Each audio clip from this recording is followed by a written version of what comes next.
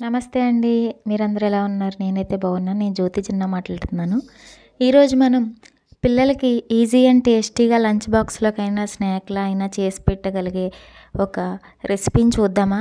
ముందుగా ఆనియన్ చిన్న చిన్న పీసెస్‌గా కట్ చేసుకొని 5 ఎగ్స్ తీసుకున్నాను. ఒక క్యారెట్ తురుముకుని పక్కన పెట్టుకొని, చిన్న అల్లం ముక్క కూడా తురుముకుని, కొత్తిమీరని సన్నగా తరుక్కుని, వీటన్నిటిని మనం వేసుకున్న ఎగ్స్ బ్రేక్ చేసుకుని అందులో వీటన్నిటిని యాడ్ చేసేసుకుని, పసుపు, రుచికి సరిపడినంత ఉప్పు, కారం చూసి వేసుకోండి. పెద్దవాళ్ళకైతే పచ్చిమిర్చి యాడ్ చేసుకోవచ్చు కావాలంటే, లేదనుకుంటే ఇలా కారం వేసుకోండి. పిల్లలకైతే తక్కువ వేసుకోండి, పెద్దవాళ్ళైతే కొంచెం ఎక్కువ యాడ్ చేసుకోండి. తర్వాత ఇలా కలిపి పక్కన పెట్టుకోండి. తర్వాత చపాతీలా చేసుకున్న తర్వాత ప్యాన్ పైన వేసి రెండు వైపులా ముందు లైట్గా కాల్చండి.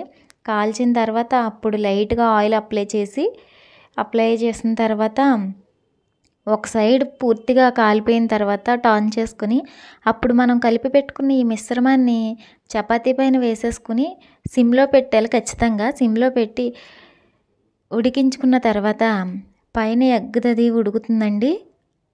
కొంచెం జాగ్రత్తగా టర్న్ చేసుకుంటే ఏమవ్వదు. ఒకవేళ అటు ఇటు అయినా కొంచెం మనం జస్ట్ లాగేసుకోవచ్చు రోల్ కిందకి. తర్వాత రెండు వైపులా ఆయిల్ వేసి కాల్చుకున్న తర్వాత ఇదిగోండి ఇలా పిల్లలకి రోల్ కింద చేసి పెట్టేయండి. సరదాగా చేత్తో పట్టుకుని ఆటలాడుకుంటూ అయినా తినేస్తారు, పాటలు పాడుకుంటూ అయినా తినేస్తారు.